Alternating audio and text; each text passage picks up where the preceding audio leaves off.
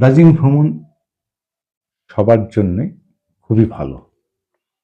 আ খুব একটা যে আ হ্যাপা যেটাকে বলে, সেরকম নয়। আ এখান থেকে ট্রেনে এনজেপি স্টেশন বা শিলিগুড়ি স্টেশন, একটাই ট্রেন শিলিগুড়ি স্টেশনে যায়, সেটা হচ্ছে কাঞ্চনকন্যা শিয়ালদা থেকে ছাড়ে। আর বাদবাকি এনজেপি হয়ে যায়। তো এনজেপিতে নেমে ওখান থেকে শেয়ার গাড়ি পেয়ে যাবেন দার্জিলিং যাওয়ার জন্য। আ আবার ওখান থেকে ওই অটো, টোটো করে আপনি তেঞ্জিং নরগে বাস স্ট্যান্ড, যেটাকে জাংশন, অর্থাৎ শিলিগুড়ি স্টেশনটাই হচ্ছে জাংশন বলে। তো ওইখানটায় বাস টার্মিনাস, তেঞ্জিং নরগের টার্মিনাস। ওই টার্মিনাসে চলে আসবেন বাস স্ট্যান্ডে।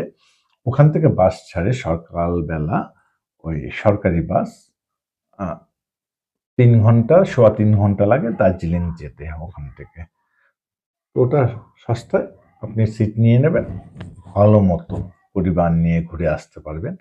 আর যেখান থেকে নামবে সেখান থেকে বাস স্ট্যান্ড হোক, ট্যাক্সি স্ট্যান্ড, কিছুটা যেতে যেতে যেতে বিভিন্ন মানের বিভিন্ন রকমের হোটেল পাবেন।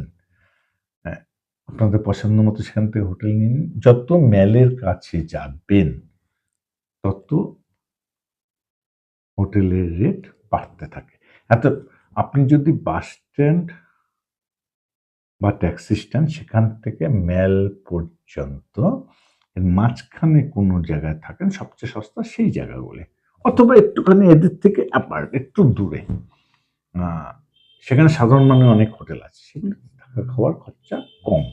মোটামুটি আমার হিসাবে ১,০০০ টাকার মধ্যে থাকা হয়ে যাবে। কিন্তু একটু প্রপারে গেলে সেগুলি বেড়ে বেড়ে ১৫০০, ২,০০০, ২,৫০০ পর্যন্ত হয়ে যায়।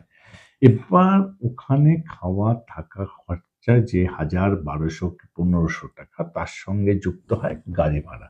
তো গাড়ি ভাড়া দুরকম হয়। ওখানে হচ্ছে ওই আপনি শেয়ার গাড়িতে চলে আসলেন, নামলেন, ওখান থেকে হোটেলে চলে গেলেন পায়ে হেঁটে জিনিসপত্র নিয়ে। পোর্টার পাওয়া যায়। অর্থাৎ আপনি যদি মনে করেন সিঁড়ি দিয়ে উপর দিকে বাস স্ট্যান্ড থেকে আপনার হোটেলটা একটু সিঁড়ি বেয়ে উপর দিকে উঠতে হবে, বা রাস্তাটা বেঁকে বেঁকে ফাঁকা রাস্তাটা গেছে একটু, পোর্টার পাওয়া যায়। পোর্টার নিয়ে নিলেন, সে পোর্টার পৌঁছে দিল আপনার জিনিসপত্র হোটেলে। আর লাইট লাগেজ হলে নিজেই বহন করে পৌঁছে গেলেন হোটেলে। সেগুলিতে থাকা খাওয়ার খরচাটা কম পড়ে। আর তাই করবেন, ঘুরতে যাচ্ছেন তো তাই করবেন।